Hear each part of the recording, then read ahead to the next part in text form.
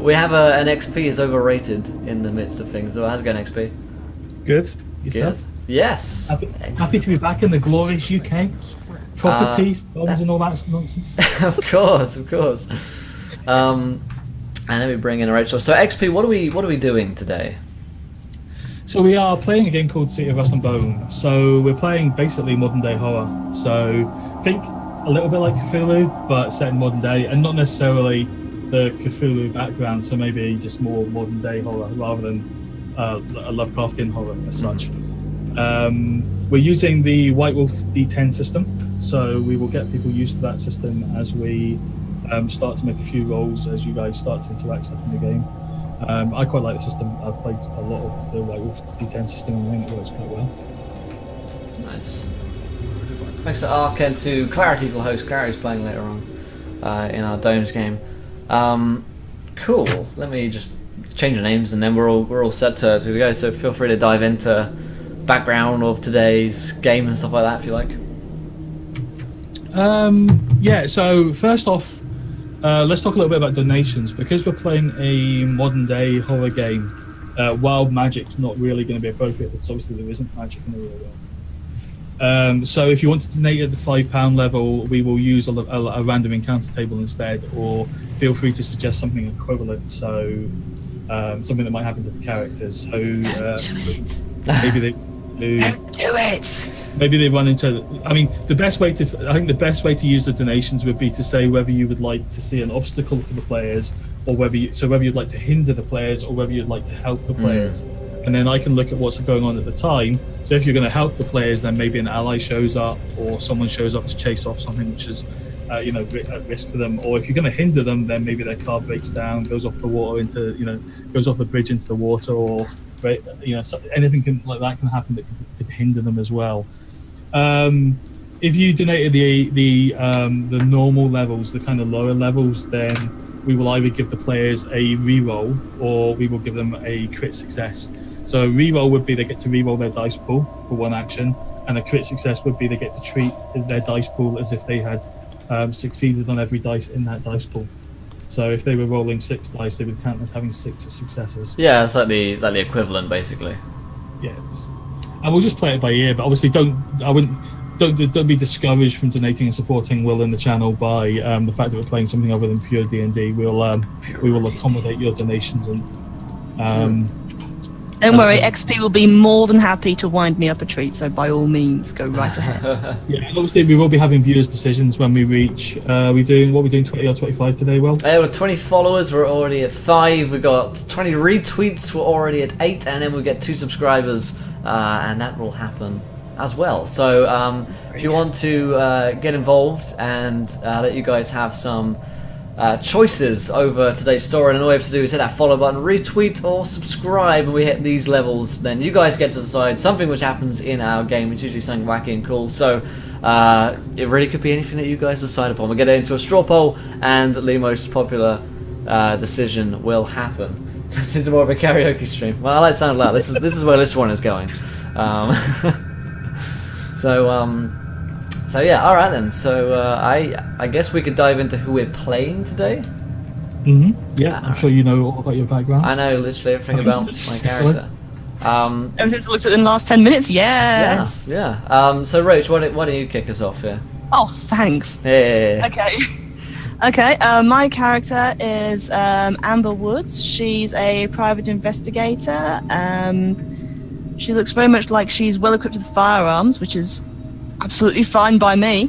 However, I'm looking at her flaws, and nightmares is on the list, which is it's making me a bit concerned. XP, what's nightmares? It's just a way of giving you extra points. In the you can have merits and flaws. So obviously, otherwise you've got eidetic memory, which obviously means you can recall the smallest of details that you saw. Nightmares would just generally be whenever you go to sleep, there's a chance you're going to wake up or you're going to have nightmares. The nightmares that you get are related to your failure. So you've also got a failure where, so basically, one of the reasons why you're no longer a police officer is because something happened in your past, but also because Detroit, being a little bit of a failing city at the moment, has had to lay off a lot of police officers, and obviously, you were one of the candidates for that, having somehow failed maybe to save the life of a fellow officer. Detroit is failing right now. Words out of XP is overrated mouth. And you've got soft first. heart as well, which is kind of you're a bit of a softie for a compassionate story. No. That's fine. Okay, but if I start getting nightmares, I'm holding you fully responsible. So yeah, so basically, your character Amber Woods used to have a partner, and your partner's name is on your sheet, I believe. It was Blake Before he Regis. killed him. It was indeed. So he was your partner in crime. You were detectives together, basically in the Detroit PD, and he is still in the police force. He managed to stay in the police force, and is thus now an ally for you. So an ally is a slightly stronger form of contact. You also have a couple of other contacts that you've run into and still maintain contact with as you run your new career as a private investigator. So you've got some contacts that you can use if you need to. Nice. Cool. What does she look like? That's a very good question. Can I run this one up myself, XP, or do you have a particular image in your head? You can feel free. However, your appearance is 2 out of 5. So. 2 out of 5. Okay. Okay. She's commonly known as a dump stat. Oh, come on. Okay, she's about 5'5". She's rather skinny, a bit scrawny. Short, really straight black hair. Constantly wearing glasses because she's got terrible eyesight. Blue eyes. Let's say she's just got a really nice sort of like pinstriped outfit on for her. And she doesn't really hide the gun that she's holding at the same time. She's always got it like visible on her hip. There you go. And thank you to Wolfman Rip for the 2 months. I appreciate my friend. Thank you very much. You're the best. You're the best. And suddenly Wild Warwick magic. I'm trying to get in touch with Brock Davis. We're working on it, guys. We're gonna make it happen. Okay, I'll do my character. So I am playing Thomas O'Malley, who is a junior priest. What else? Wasn't he a cat from the Aristocats Disney movie? I don't know. I'm getting flashbacks That's to that. entirely Maybe. coincidental if that is the case. I feel like Sydney would know. I don't know. I'm a very charismatic and intelligent priest. Am I like a Catholic priest? Yeah. Yes, you are. Catholic priest, and my nature is that of a judge. Ooh, I like the sound of that. What else do I know about Thomas? Pretty much that's it. I mean, he's gonna be a kind of older guy. You know, I like playing old. He's an older guy in his like 50s. We're gonna say, like a little bit of a beard going on, like dirty kind of beard, like chipped fingernails, but you know, kind and wise eyes tonight. That's who Thomas is. And he wears priestly garb, and he makes no little kiddie jokes whatsoever. But Will So does. just a note for the guide. Nature and demeanor on your character sheets. The way it works in the system is nature is your true nature, so that's what you actually are. Demeanor is what you present, the outlook. So just so you're aware that there's a big list you can choose from, but basically it's kind of the difference between what you present and what you actually are, and obviously what you are comes through quite often. And your character merits some flaws. You have merits of friendly face, and you have you know the language Latin, and you have a phobia of spiders. Yay, it's not me!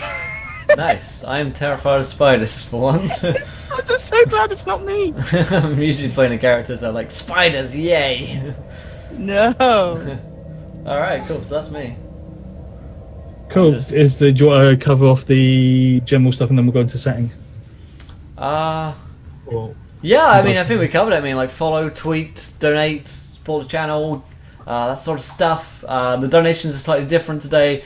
For this game, there's no wild magic and stuff. There's like obstacles and kind of take all the fun out of celibacy. So yeah, that's the plan for today. If you haven't followed the follow button, you guys know the drill. At this point, you get a bunch of gold. And yeah, we're going to chill out until Lost Mine of Fandelver, and then after that, we've also got the Domes of Ishak-Sahur happening. So it's a busy day. Let's start off with a nice bit of horror, I'd say. So XP, Feel free to take us away. Obviously, we're pretty much set in present day, so it's 2015 in October. For people who don't know Detroit, I mean, the reason why I say Detroit is a bit of a failing city is if you've seen various news articles, etc., about Detroit, Detroit's one of the American cities which actually went bankrupt. So with the sort of the car industry failing, with huge financial strains on the city, the cities had to cut pension funds, stop paying off loans. They've had to put a lot of city workers out of work. So the whole city is in a kind of certainly in this setting, it's a lot darker, obviously. So we enhance the darkness of that. Apologies to anyone that lives in Detroit. I'm sure it is a lovely place, but in this setting, it's much darker. So just to give you some ideas and give you some flavour for it, I'm just going to show you guys some pictures. This is actually just real stuff from Detroit. Just getting real right here.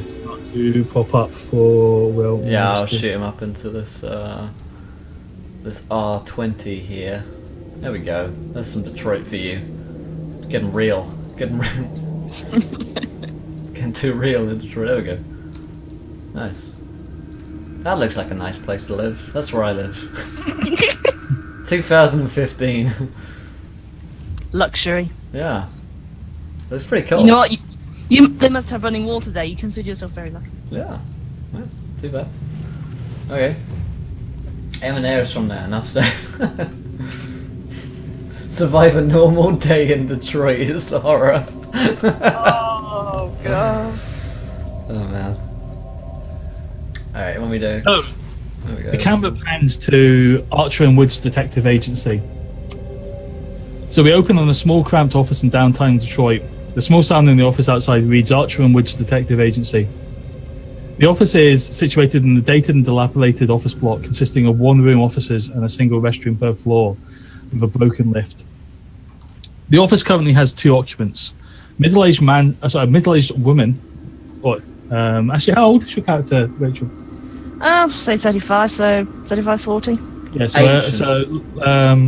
middle 30s basically. So a woman in her middle 30s is sitting at a desk thumbing through overdue bills while watching the news on an old CRT style TV. In the corner, leaning back on the chair, is a younger kid who's got a sketch pad in his hand and he's doodling away various sketches. The news channel on the TV is currently reporting on civil distress and rioting in the city.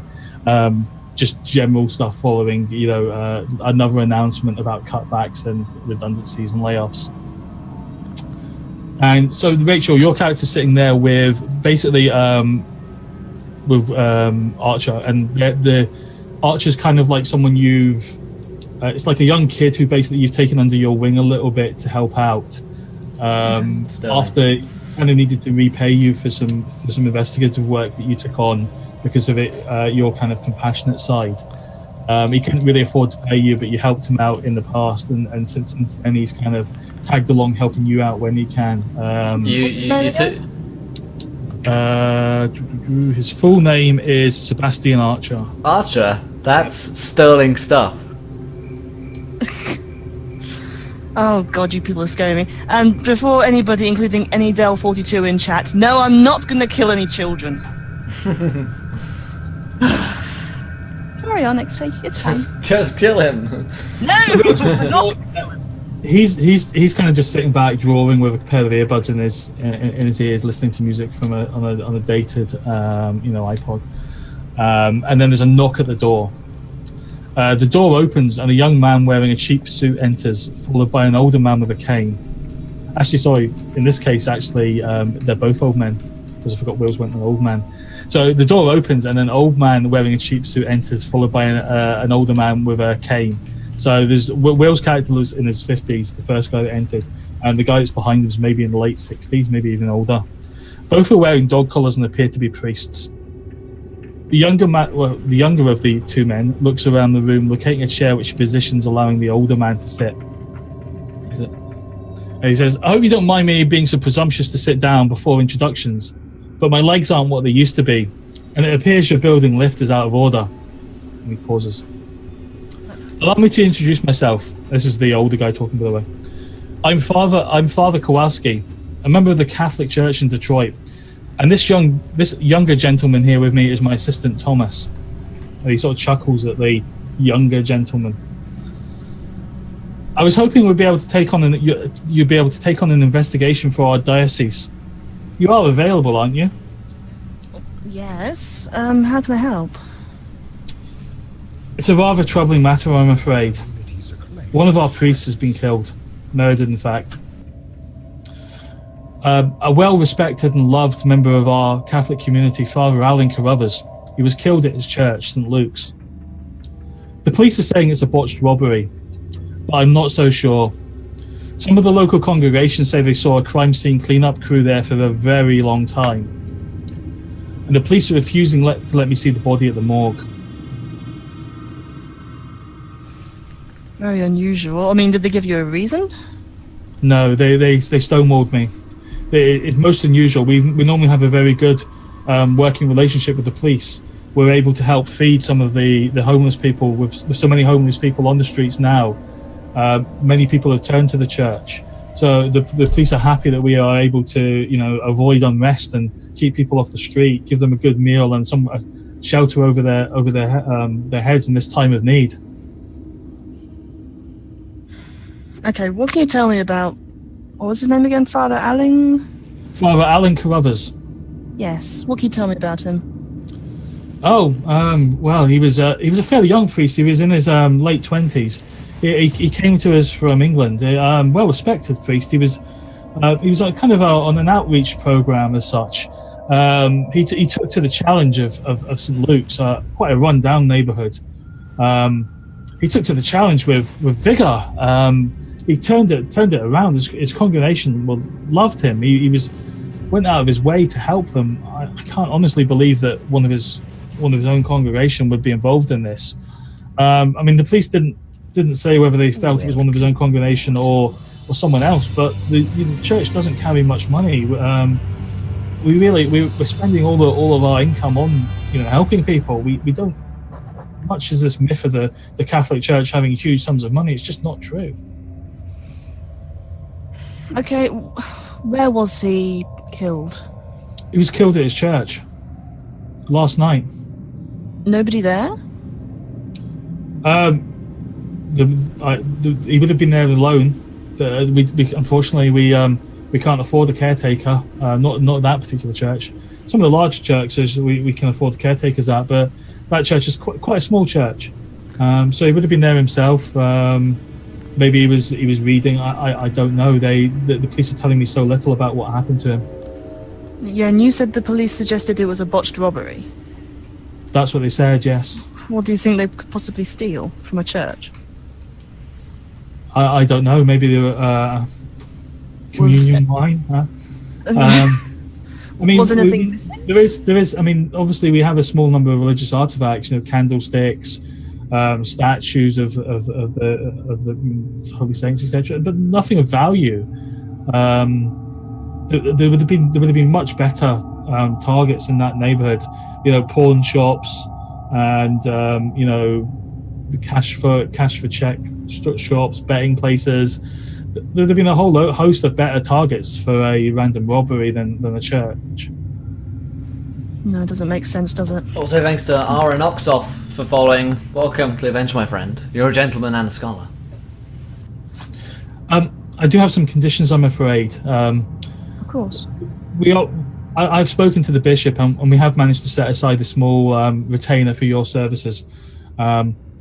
We believe we can probably afford the kind of about $300 plus your expenses if you can provide us with receipts. Hopefully, it won't take long for you to look into this, but I will need my colleague here to accompany you. He is well versed in the knowledge of our churches in this area and some of the congregation at St. Luke's. Father O'Malley was actually one of the priests at St. Luke's a number of years ago. Hence why I brought him here, and hopefully he will be able to assist you in your investigation. I'd just say it's a little unorthodox. I usually work on my own. Orthodox, unfortunately, is a Russian thing. We're Catholics. Very good. Please carry on.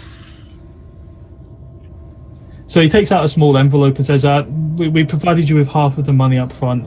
Hopefully that will be okay for you. That'll do just fine. Any other requirements? Oh, please keep me informed through my colleague here, Father O'Malley. He can contact me if you need anything, but I would like to be kept appraised of the progress in your investigation. I will do my very best. I'll look into it immediately. Thank you. So I maybe show him kindly to the door. Yeah, so he like Will's character was going to kind of walk him downstairs, but he says, no, it's okay, I'll manage. And he kind of leaves Okay, Father. O'Malley. Oh God, no! Father Ted. Go on.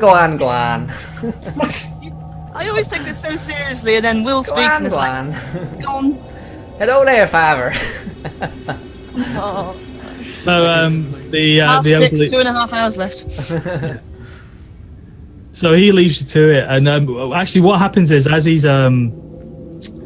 getting out, Sebastian gets up and says that he'll help the father out because he needs to go to class anyway, and he'll come back. He says you've got my number if you need any help, but he needs to go to class, so he vanishes. With, you got my number if you need it. So I say, what's your name again?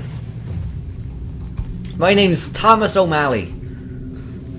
Amber Woods. Pleased to meet you. Do you know anything else about this apart from what your colleague told me? Oh no, I've got no clue. All I know is Father, what's his name, got killed. Very sad. I've been praying all day. Fair enough. Well, you might have to pray some more. We're going to a church in a minute. That's what I do in churches. You'll So, feel Will- right at home then. Will, your mobile phone goes, so you hear this hymn-based mobile phone. Go on. Wait, I have something for this. So Will takes this really old Nokia brick-style phone. There's suddenly just like heavenly music playing. Well, from- has he got church bells to let him know when he's got a text as well? I mean, Oh, that must be me. Sorry, and I was like, hello there, Who's Father that? O'Malley here. Oh, I'm looking for Father Kowalski. Is he with you? Oh no, Father Kalowski's gone down the stairs. Oh, I don't there's been think he another can. murder. I don't think he can get back up here again. So you know this guy's the one of the junior sort of people in the bishop's office. Because there's been another murder. Someone's killed another priest. What? Where? And he goes, oh, it's it was at St. Bart's. Name is John It was C. Father Joseph Weller. You know him. You know the one-eyed one. Oh, good old one-eyed Father Joseph. Not him, no. I turned around, but Father Joseph's been killed.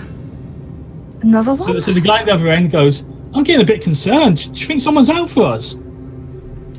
No, Father. I don't think that at all. Definitely not. No one's out to get the priesthood. Must just be some simple misunderstanding with God. You know, part of his plan. What, his plans to kill us? Quite That doesn't sound possibly. right. I mean, he I just is a start talking to vengeful Thomas God. like, get an and- address. We need an address. Well, if you need to take a confession, Father, you know where to come. I said, yeah, we need an address. Which one does Father Joseph live at again? Oh, he's at St. Bart's. The one with the soup kitchen. St. Bart's. Okay, how did he die? Oh, I don't know. The police just called. We've got no details yet. That's why I was after Father Kowalski. Wait, I'll try Father Kowalski on his cell, and he hangs up on you. Okay. So I turned to Okay. Amber. So, it seems like I'm rushing around the office getting everything together. So like, move and talk. And I'll just start rushing out of the office. So, are you coming or not? oh no, yes. So I rush down the stairs. I follow. So Scrambling it's after actually her. quite late in the evening now. It's about 8 o'clock in the evening. The reason why it took them so long to come around was because they found out in the morning that the first father had died, and then they've been stonewalled by the police all day. And at the end of the day, they spoke to the bishop, and the bishop was like, "Well, try and find someone else that can help us. Then, if the police aren't going to help us, let's find an investigator." Right. So we came around to find you guys. Given you pretty much live out of this office half the time, given you're trying to make ends meet, you've got a load of bills to pay. You're just hopeful that client might appear. So you were basically just kind of thumbing through options, phoning people to see if they had any work. But things were getting tight, so this cash injection of $150 is certainly going to go a long way to help pay the rent. Just like Smello Scoblol, Will, welcome to the adventure, my friend. You're a gentleman and a scholar. Thank you for joining us. All right, so we scurry out, I guess. I'm praying along the way. I got some rosary beads, I'm gonna say, and I'm gonna frantically. I was gonna say, did you have rosary beads with you? I'm just gonna be spouting Bible verses. I'm gonna be, do you pray, Amber? I'm not the religious. Have you found God? Not yet. Well, I can help you with that. I really can. Now, let me tell you, in Matthew 2, and I go on. No. So you have to put up with Father O'Malley down 6 flights of stairs. Yeah, running and. Do I have to roll Constitution for this one? And just like Jesus did. You're going down. If you're going up, you have to roll Constitution. And he gives me strength to the weary. Power save though to avoid pushing the father down the stairs. No, I'm resisting that urge. Oh, look, there's been another murder. Oh. Someone's killing priests. Love your Lord with all your heart and with all your soul and with all your mind and with all. So you get down to the street, and as you step outside, outside this office block is Rachel. Your car. What is your car? Bear in mind you have got resources 1. It must be the most ramshackled old thing. No aircon. It must be no power steering. It clunks. Is it an American brand or is it a Japanese import? Yes, something really cheap, really old, really tacky. Right. Just barely works. The car in Wayne's World. No. Oh. Not myself. Sorry. This is why I didn't mention the make of a car or anything, because I can't think of one off the top of my head, because I keep on thinking I want an Aston Martin, which really isn't the sort of thing I'm after for this. Little Aston Martin, it'll be so cheap. And thank you to Miffy Winge for following. Welcome to the adventure, Miffy. You're a gentle Winge and a scholar. Thank you for joining us. Appreciate that. Detroit currency tanked, maybe to get brand new models for retweet. Yeah, maybe. Yeah, I don't know. I don't know how we Right. A little Japanese car or something that's. The car picture is on its way for you, Will. Oh my god. There we go. Oh. Tiny little car. It's actually that size as well. It's a model car which you have. Oh, it's so tiny. That's cute. I want to get it repainted. Yeah, I think you need to. You both squeeze into this little import car basically, and Rachel, I mean, you actually given the dilapidated state of the car, let's see if it actually starts. So let's introduce people to the how the D10 system works. So in the D10 system, which is used by all the White Wolves games, so things like Vampire, Werewolf, Ghost, World of Darkness, Hunter, etc. All of these systems use the same core system, which is basically D10s. You have a attribute, so things like dexterity, strength, stamina, social, etc. And you have a number of dots in that attribute between 1 and 5. You then have a series of abilities, and they could be talent, skills, and knowledges. So, for example, a good example of a skill is firearms, to shoot someone. So if Rachel wanted to shoot Will's character at the moment, I would ask Rachel to make a dexterity plus firearms roll. So Rachel would have number of dots in her dex, which is 3, and the number of dots in her firearms, which is 7. So she would 4. So she'd roll 7 d10s, and every d10 above, typically 6, would count as success to hit. So that's the way the system works. So in this particular situation, you are going to make a dexterity drive roll. Nice. There we go. And thank you to Renimold Pigeon for following. Welcome to the adventure, my friend. You're a gentle pigeon and a scholar. Oh dear. 1992 Honda Civic. Yeah, you get 3 successes. So, yeah, I mean, the car's behaving today, which is unusual. But yeah, you turn the key and doesn't even splutter, doesn't flood the engine. The car starts straight up. The radio, however, Sebastian was the last person in the car. So as soon as the radio cranks up, the old tape sitting in there starts playing out this satanic death rock music. I instantly switch it off. Oh god. I don't say a word, I instantly switch it off. I'm like, what is that? That is not God's music. Now let me put something on my own. And I go into my like priestly garb and I bring out There is an audio tape with him. What? Jesus. It's like a VHS. No, not tape. Like an audio tape, like a really like big one of those. And I just like stuff it into the car and that should do better. And it starts singing out Jesus Christmas hymns. Jesus greatest hits written on the side. Yeah. Jesus greatest hits and Jesus is smoking some weed and nah. What's up, Folklore? How's it going, man? We hear the heavenly sounds. Right, so Will, your character describes the rough location of where St. Bart's is to Nix's character. So both of you are going to need to try and locate this church, however, so that is going to be a wits streetwise roll. Right. Down the bottom of your character sheet, you will find the dice pool section at the bottom center of the character sheet. You can use the drop downs in that part to configure the dice roll. So in this case, you can select wits and then streetwise. Oh my god. Okay, let me see. Just go right down to the bottom, Will. Right, just go right down to the bottom. Oh my You see lord. those configuration boxes? I do. In those drop downs, put one of them as wits and one of them as streetwise. There we go. Then press the dice button. Leave the dice mod at 0 and the difficulty at 6. One success. Look who just nailed it. So, so next, so just for people who are interested in the way the dice roll works in the D10 system, every one that you get on the roll, so a roll of a 1 takes away 1 success. So if you look at what Rachel rolled, she rolled a 1 and a 9. So the 9 would have been a success, but that 1 cancels that, so it becomes 0 successes. Will, however, rolled a 2 and the 10, and the 10 counts as a success, so he gets 1 success. If you get if you get 1s, no successes at all. So if, for example, if Nix hadn't rolled that 9, it would be what we call a bot, in which case something bad would have happened. Luckily, we're the best. Yes. 1 success is a very marginal level of success. 3 is typically what you need to have complete success. So it does take you a little bit of time to navigate the way to this St. Bartholomew News Church. There's a lot of Detroit. I think it's this way. No, this way. No, this I have way. no idea. The wrong ones, and you're kind of looking at the sign, going, "No, this isn't it," and then you end up outside like a mosque, and it's like, "No, this isn't it."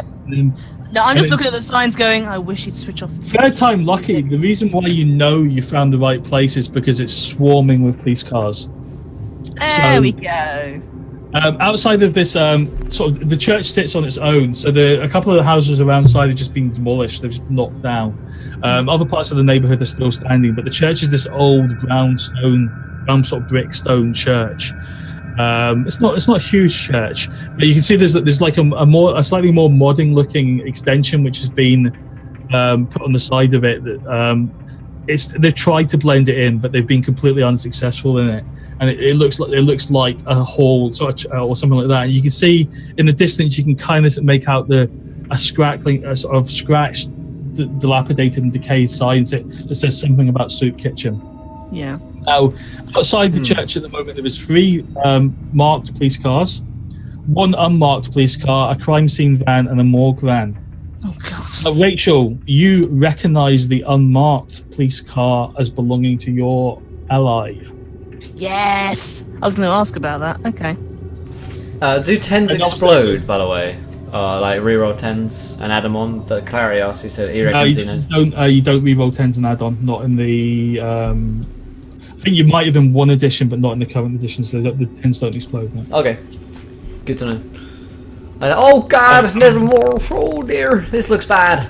This looks really bad. Calm down, Father. It's fine. There's yellow police tape, between telegraph poles all around the church, and there's a couple of police officers standing outside. The rain's coming down a little bit now. They're standing under. There's like one working street light. Make a perception alertness roll, please, everyone. Perception alertness. I don't think I'm too good at that. Screw that, I'm the best. I am the greatest. The best there ever was. Did not the Lord say to remain alert in case of murder? Oh, God. Probably. I don't know. I'm looking for Blake. Do you know this isn't a one shot, by the way, Nix. No, don't say that. It's not a one shot. I don't think I could do this. O'Malley will be back next week for more. Will, did you make that roll? I see. Yeah, just above Nick's. Yeah. Oh, right. So you roll first. You got 2 successes. Yeah. So, Will, you noticed that one of the police officers is standing with like a clipboard, and he's writing down. Well, he's got like one of those little sort of black notepads, basically, and he seems to be interviewing some guy in like homeless clothes. They're standing under one of the street lights. That's the only street light that's still there, and you see the guy. He's basically just taking notes. And then after sort of like a few minutes, the police guy basically just he seems to thank the guy for his help, and he hands him like a $1 bill or something like that to get a coffee or something. And you see that the sort of street person seems to wander off into the distance and kind of shelters in an archway across the street. So, Rachel, you spot your ally basically coming out. So this is Blake Regis. So he's coming out basically, and he's coming out for a smoke. So he comes out and he's standing in just the outside of the church, and he's basically, the first thing he does as soon as he comes out, he just takes out a proper old-fashioned cigarette, lights it up, and just draws deeply in. And then you see 2 police officers rush past him, and one of them just like spews all over the place. Oh. Okay, this is not good then. Yeah, I'd like to try and make my way over towards Blake underneath all the yellow tape, just walking as if I'm meant to belong.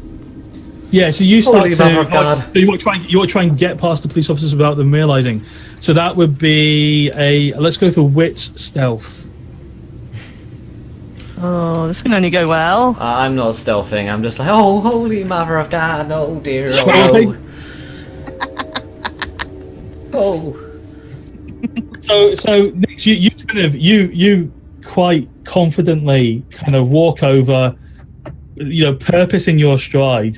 You lift up the yellow tape, and you get about halfway across the grass towards the door of the church, when one of the police officers turns to not you. All you hear is, "Sir, who are you? What are you doing? You can't come in here, sir." And you realise that your Father O'Malley is trudging behind, basically.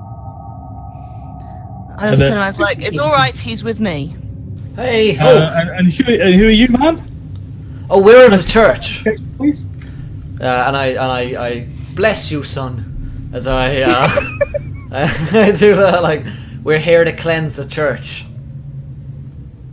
I'm afraid you're gonna have to wait on the other side of the line. This is a crime scene, son. It's okay. I just want a quick word with Blake. That's all. Do you think that God can wait for forgiveness? Do you really think that? Ignore him. This killer here is clearly targeting priests, right? And so we gotta go cleanse him. Cleanse their space, otherwise they'll be more like this. Can I persuade him? Like he might be Catholic. Who knows? We just want to go and see. We just need to have a quick word with Blake, then we'll be on our way. So you see that one of the police officers standing next to the other one. Kind of, he nudges his colleague and he whispers something in his ear, and you hear kind of you hear the words like she's the one, and then if you're gonna whisper, why don't you say it out loud? And he kind of turns back around sheepishly. He's like, "I'll go get Blake for you." Thank you. And he cannot say, "Bringest thou friend to thy doorstep"? And this kind of like inept police officer kind of wanders over to get Blake, and he's like Blake, yeah, shit, and he kind of seems lost for words, and kind of pointing back at you, and Blake kind of looks up and waves, and then starts to walk down the steps, and then the police officer realizes that he's standing in the sick pile. Oh, God. Okay, yeah. And so Blake comes over and he goes, "Hey Amber, what are you doing here?" Well, I've been given a job, and it looks like it's involved in what you're looking into. What's going on? Who's this guy?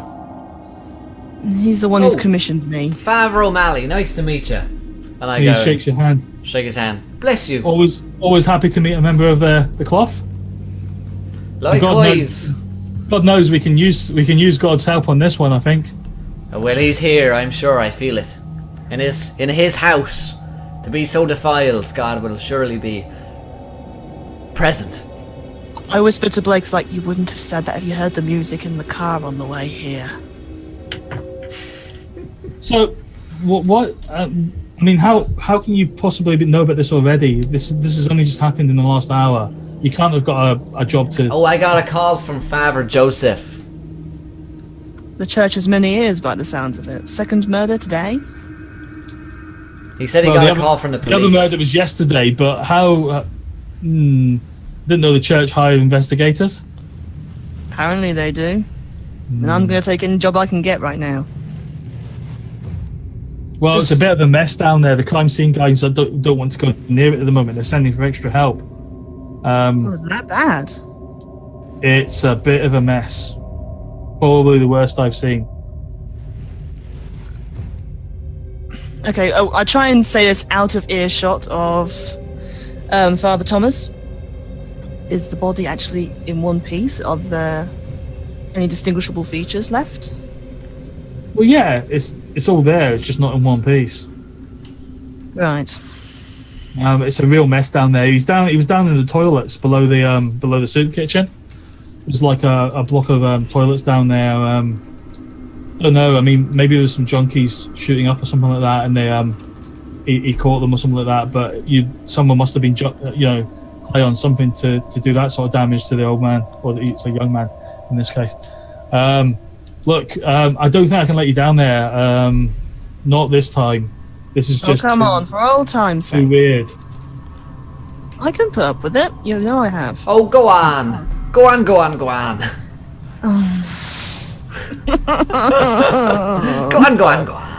So, you will. Rachel, roll manipulation subterfuge. Ooh. And rather than 6 because we're all standing next to you. Go on. Not that it matters. So you got 3 successes. Yes. So all of a sudden, you're kind of like, maybe as long as you're quick, and then all of a sudden, like one of the cops basically leans out of one of the sort of marked police cars. It's like, boss, there's been a cop killing, and you hear like all the radios are kind of going off basically, and all of the cops are rushing back to cars. And he turns to you, he's like, well, just don't disturb anything. Be careful down there. We'll be back as soon as we can. I'll be on my best behaviour. I'm trusting you here. I could get in a lot of shit if you... And he kind of leaves it hanging and rushes off to his car. And he basically flips a light on his dashboard, and there's a little flashing light on the front of his unmarked car on the dashboard basically. And the police cars all screech off, leaving just one police officer standing by the yellow tape. Yeah. You already passed him, and the crime scene guys are kind of just standing around looking, trying to work out whether they're going to be called somewhere else or whether they're still waiting for backup to arrive to help them with the scene. Okay, I turn to the father. So, like, how much experience have you had with crime scenes? Crime scenes? Oh, well, there's been a few cases of stolen communion, let me tell you. But nothing quite like this. But Right. you know, I actually did some time overseas working as a medic, so I've seen some blood and gore. Okay, if you think you can handle it, you can come with, but I wouldn't recommend it. Well, that's why I'm here, you know, to divine if there's some kind of holy connection or divine connection. You know, if the guy is killing because we're priests, he might leave some symbolic stuff, which I will know about, which you probably won't. Alright, I mean, on your head be it. And I start making them down towards the crime scene. Yeah. So do you want to go in through the church entrance or directly into the soup kitchen entrance? Blake seemed to have been in the church entrance. I was going to say, I'll go through the church first. Yeah. Get some soup later. You head up the stairs and enter into the church. And on that pause, we are on the hour, so Will. Yeah, if you guys are enjoying the show, hit that follow button and join us. We're almost halfway there to a viewer decision on both the followers and the retweets. And we've also had the subscribers, so we need to put that one up. So if we do that there until you guys get to decide something which happens in our game. So if you haven't already, go ahead, follow, retweet. There's a tweet here for y'all to hit up. And plugs. Yeah, put in those plugs, take them out again, give them and see how it feels. So yeah, that's what we can do there. And sound effects are compulsory. Yes, they are. So yeah, let's do those things. So we step into the church, I guess. Yeah, you step into this church basically. So it's the church is pretty much mostly just a church hall, or like the main sort of hall. So there's a load of wooden pews leading up the center of the church. There's a load of like candles that seem to be burning away. Maybe you were getting ready for midnight mass or something like that, but you don't know. Most of the light's coming off candle light. There is a few smaller electric lights, and actually you can see a very out of place like fire exit light. Obviously for fire regs, they've had to put that in there. So you're basically into like a large hall that leads up towards the altar, and then there's like a little pedestal bit where he does the lectern, where he does the kind of the speech bit from. And then there's a couple of doors that lead into the back of the church, probably into the father's quarters. But there's also there's a door off to the side that you can tell obviously leads down into the soup kitchen area because of where the extension was. The first thing you noticed in here is a couple of the actual wooden pews have been knocked over. Okay. Or the ones that are closest away from the soup kitchen door. You said the pews are knocked over? Yeah. That's not easy to kick over a pew, really, is it? No, you wouldn't be able to. The two of you would not be able to move one of these pews between you. No. Huh. They're like really, really old style, big, heavy oak. Heavy oak ones, yeah. They're usually I don't know if they're necessarily nailed down, but they're like so they're usually fucking concreted heavy. in or something. Yeah. They're not movable usually, I guess. There's knowing what we're talking about. You kneel down to inspect it, and you can actually see that the pew was nailed down, and the nails have been ripped clean out of the wooden floorboard. Right. So whatever's knocked these over has knocked down basically a nailed down pew. I've got my rosaries and I'm fingering them. Okay. Perception alertness roll, please. Difficulty is 7. Difficulty 7. Did you say perception alertness? Perception alertness, yes. Yeah, okay. That is 2 successes. 1 is a 10. Yeah. You're basically you're kind of working your way along this knocked over pew, and you eventually you kind of get to the end, and what at first you thought was like wood grain, and you notice there's like a large claw mark that almost looks fresh, so you can kind of see through the varnish and the grime and the wear. You can see through to the wood underneath, and there's like almost like a proper claw hand, effectively like a claw mark scraped along the edge of one of the pews.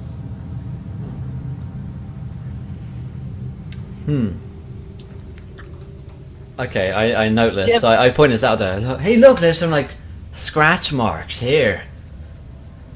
Okay, I'll go and have a look. Does it look like does it actually look like claw marks, like maybe from a bear or something like that? Or does it look like something I wouldn't recognise? Yeah, it could well be a bear. It would be unusual for Detroit to have a bear in the city centre. I'm trying to think of something. It could be a bear. Some kind of It's animal, a bit like more likely than a tiger. So like a fox came in, maybe scratched here. Or... Yeah, you can also, by the way, you can also see wooden. You can also see wet boot prints leading from the soup kitchen to the door. However, Rachel, you recognise those as police boots. Yeah. Okay. It's the sort of standard issue police boots.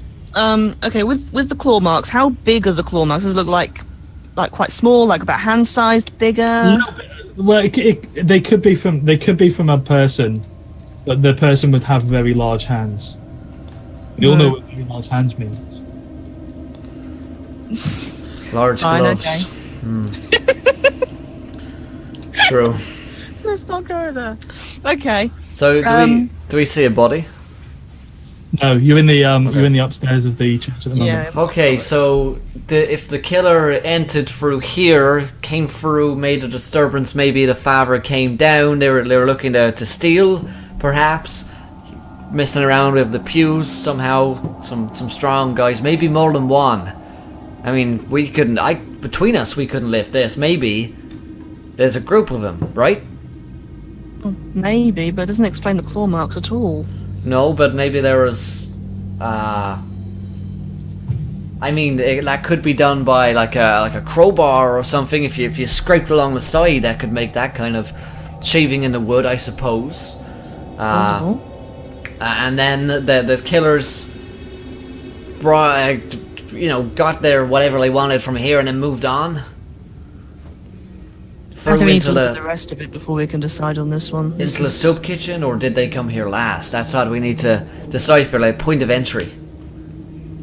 Okay, that's a good point actually. Does it look like that? You said that the pews had all been like ripped up from their nails and everything. Two of the pews, only two of them. Two of the pews. Does it actually look like maybe that the person was going towards the soup kitchen and when they ripped them up? No, it looked like they were going away from the soup kitchen. Oh, okay. The way the pews have been knocked back, it's as if they were knocked on the way away from the soup kitchen. So okay, I point this out, and so like, no, if you look at the way that they've come out, they must have come from the soup kitchen. You're right. Huh. Let's go further, and I make my way to the soup kitchen, avoiding anything that I might tread in along the way. Okay. I head along as well, careful not to step on anything. It's like counting your beads. Yeah. So you head into the soup kitchen, and the soup kitchen is very different than the church. It's a cheap prefabbed modern extension of the church. The tables are basically just metal fold out tables, and there's a whole mishmash of chairs that have clearly been donated from numerous different sources. There's a whole load of plates sitting on a table at the side, probably from the evening meal. Obviously, they were maybe doing like a soup kitchen meal at, I don't know, maybe probably about 3 hours ago, something like that. So there's like leftovers, cold soup, etc. You can see that there's like a kitchen at the back, and there's like a little sort of entrance, flat sort of bit where you can see into the kitchen from the main area. There's a whole load of religious posters and stuff like that. There's like a self-help table, and there's like phone numbers for all sorts of information about dentists and doctors and local outreach and social workers and drug and all sorts of stuff scattered over the wall. A couple of the tables in here have been knocked over as well, but these ones are just metal tables, so they've just literally scattered quite far. Okay. So you can actually see from where the table would have been that one of the tables has been knocked quite a distance. And on the far wall, you can see there's a sign above a kind of like stairwell leading down that basically says restrooms, and then there's a warning sign on the next to the stairs that lead down, saying that anyone caught using drugs on the premises will be banned from sort of stuff, because obviously you get junkies shooting products. Looks like a pretty violent affair of all these tables knocked over. Can I see any claw marks around? You can't see any now. No. So no claws in here. Huh. Strange. So if there was a creature, it was only out there and not in here. Okay. This doesn't make sense, does it? Not a lot of sense, no. Not a lot of sense. Maybe it'll become clearer if we see the body. That's what I'm scared about. Okay, come on, let's get this over and done with. I start making when you look down the stairs, it's actually a light on, or are we going traditional? It's dark. Yeah, of course it's dark. Of We course get out it's our dark. flashlights. So so Will, you don't have a flashlight, but Nick, your character play does have a flashlight. The heavenly light of God illuminates all. Oh. Okay. Yeah, never do that again. I'll just play the music. Okay. Yeah, I'll switch on my flashlight and I'll make my way down, avoiding any blood or gore that I might see on the stairs. So as you start to head down the stairs, you can hear a dripping noise. Oh. That's just Okay. me. And as you start to get further down the stairs, you can see that there's water. As you start to kind of look down, you can see that the stairs start to get wetter and wetter as you get down to the basically the what effectively is the restroom. So if you imagine, it's quite a small restroom. So there's it's a gents basically. There may well be a lady somewhere, but it's probably like a single lady stroke disabled toilet somewhere at the back. This one's mainly the gents. So there's 3 urinals, traditional enamel ones. One of them's been smashed off the wall, completely cracked. There's about 2 feet of water on this tile kind of floor. Mm-hmm. There's one toilet cubicle that's completely smashed open. So the toilet's still sitting inside, almost untouched, but the actual cubicle itself has been. It almost looks like it was made out of wood, and the wood has just been splintered. And there's blood floating in the water, along with bits of the father. Holy mother of God! And I. Can I have a courage roll, please, from everyone? Oh, I don't know. Courage. So you might just need to roll d10s for this one. Your courage stat is in the virtues in the middle of the character sheet on the right. Virtues, middle of character sheet. Your difficulty is only 5 because this isn't, in the grand scheme of things, this isn't. Okay, how do we roll this one? So just do slash roll 3d10 or whatever, how many dots you've got. Oh, okay. depending on how many- 26. Yeah, and we'll just obviously we'll look at the numbers rolled rather than the thing. Yeah. Yeah, Thomas is incredibly Catholic, and Oh! So Will, you What's up, get 3 Zabuza? successes, and Nix, you botch. Yeah, I do.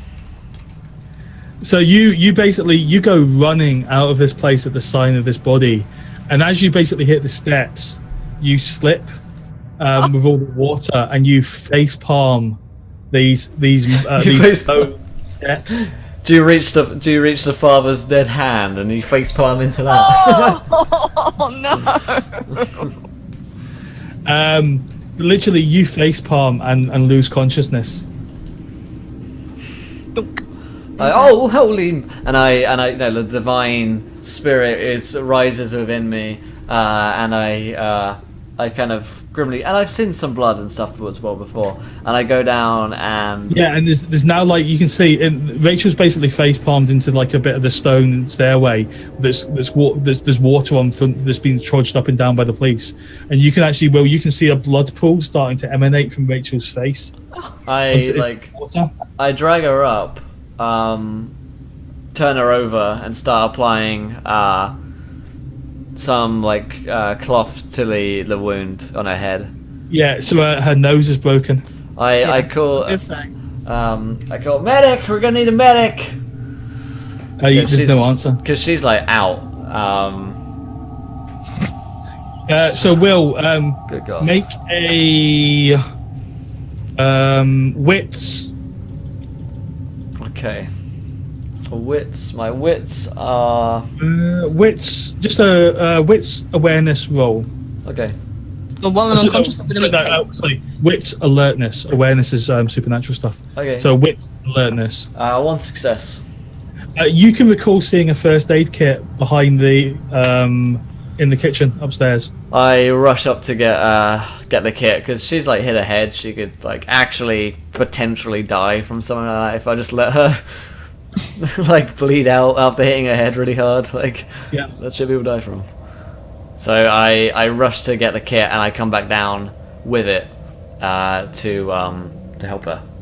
She's gone. Fuck.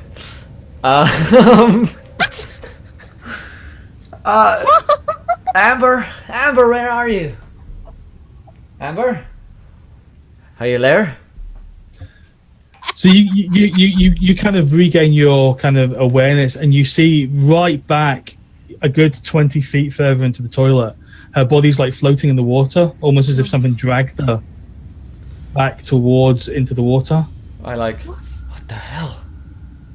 And I kind of shake my head. You know, my resolve is strong, and head towards Amber. Amber, are you there? So you turn around and you crack some smelling salts under her nose, and you bring her round. Rachel, you have 2 levels of normal damage, so you are -1 to your pool. However, if anyone has medicine, let me see. I mean, I said I was a medic, but I don't know if I can clue if I do. By the way, people are asking about explosions again and no exploding. I've got 1 in medicine, by the way. So which version of the system of New World of Darkness are we using? we're using the 20th anniversary edition, which I don't believe includes exploding D10s. Cool. I believe there was at some stage. I'm gonna roll medicine to try and bring around. I got 1 in it. It's a 3. You got 1 success though. Oh no, sorry. Oh wait, no. Should I do something plus medicine, or rather than just a D10? Oh yeah, so yeah, it would be something plus medicine. So, do you actually have the medicine skill? I do. I've got 1 in it. Yeah. Right. So it would be intelligence or intelligence, I guess. Yeah. Okay. In that case, it's 1 success. Yeah. So there's just for chat. There's umpteen editions of the White Wolf system out there. So there's a revised edition, there's a 20th anniversary edition, and there's a whole host of other editions. The edition that we're using, whichever one that happens to be, doesn't include exploding D10s. There we go. So the dice mechanic will actually work everything out for us. Yeah. I like exploding dice, but meh. Actually, I mean, I don't know. I know I wasn't too bothered about it. Like, Well, improv. we can figure out for next session if we want to do exploding dice. We can do next time. yeah. So Will, you get. Have you rolled? So did you roll that then? I did. I got 1 success. So still 1. So 1 success, yeah. So you managed to remove 1 level of damage from Nyx, we'll say. So you basically. You kind of you managed to put a sort of like a bandage across her nose. You stop the bleeding. You stick a couple of bits of cotton wool up there. You bandage it up. You reckon it's not broken. You think it's just been smashed basically. Okay. Next, for the benefits of the rest of the session, your appearance counts as 1 lower. Oh, of course it does. And thank you to Jonathan Paget for following. Welcome to the adventure, my friend. You're a gentleman and a scholar. What's up, Pico? Let's go in touchpad. Good to see you guys. So does she come back round? Because that's the thing I'm actually worried about. It's like, yeah, it's her consciousness. You wake back up and you're like lying in the water at the far end of the toilet. Oh, with this old man standing over you with smelling salts. Well, I assume he's done the first aid bit afterwards. Yeah, I mean, he's a kind-looking old man. I hope He's not too threatening. I mean, That would freak me out. Father O'Malley's it's not a scary dude. So I'm like, Amber, are you okay? Why does my face hurt? You slipped. You freaked out and you slipped. You hit your head pretty bad. I start looking around trying to familiarize where I actually am. So Okay, Rachel, the lights start flickering. Right. But Will can see this as well. Is there something wrong with electrics in here, or? Probably it's all shot due to the amount of water down here. Don't worry about it. So just try and focus, Amber. You're in the church. Remember, we came down here. You saw the body, the father. You freaked out. Yeah. You fell. Yeah, You I hit remember your that head. bit. You're okay. I'm here. Looks like you must have slipped or rolled at some point because you actually fell on the stairs and now you're here. So Will and Rachel, make a perception awareness roll, please. Difficulty 8. nice. And thank you to Touchpads for subscribing. 2 months, my friend. I appreciate that. It's actually 2 subs today, so we got a viewer decision about to happen. Thank you so much, Touchpad. You're the most gentlemanly of scholars. I salute you, sir. So, I'm happy with that. and also a quick reminder as to what the equivalent of wild magic is in this game. So for Wild Magic, if you guys pick whether you would like me to hinder the players or help the players, I will create some form of unusual encounter in the environment. So, basically just let me know whether you want me to hinder them or help them. Awesome. So allies can show up basically to help them, or something can happen to a vehicle they're in, or a situation they're in, or someone can show up to hinder them. Nice. So, And thank you so much to AAL Collective for subscribing. Thank you so much, my friend. New subscriber. Appreciate that, my friend. You're the most gentlemanly of scholars. And I salute you, sir. So yeah, viewer decision time. It looks to be. So also thanks to Sephifor for following. Welcome to the event, my friend. You're a gentleman and a scholar. So what you guys are going to do is you see that line I put underneath in the chat, so, you guys. Will, just Go a ahead. second. Let me just theme this one a little bit. Oh yeah, good idea. Oh god, here we go. So, It's not good. your character kind of steps up, sort of gets up, and you're kind of really unsteady in your feet, and the light's flickering on and off. Both of you guys make a perception alertness roll quickly just before we do the viewer's decision. Okay, 7 checks. So we're going Can we always to already do that? With alertness, yeah? I don't know, did you? No, this is perception alertness. Oh, sorry. Oh, okay. My bad. Maybe. Then that is 0 successes for me. I fail. I'm probably too worried about her. Yay! Right, so you don't notice whatever that is. However, Rachel, all of a sudden your character is thrust towards the sinks against one wall. Okay. Your character's almost like grabbed by some sort of unseen force and thrown towards the sinks, but almost it stops you just before you smack against the wall, and you put your hands down on the edge of the sinks, and as you look up you can see something written in the mirror on the wall. Chat, the viewer's decision is you guys get to decide what is written in the mirror on the wall. So yeah, Touchpad said I'd add something in, but I don't know what universe we're in. We're in modern day Detroit. We're playing a horror game, so basically anything which could happen in real life with a bit of a horror kind of added to it, then feel free.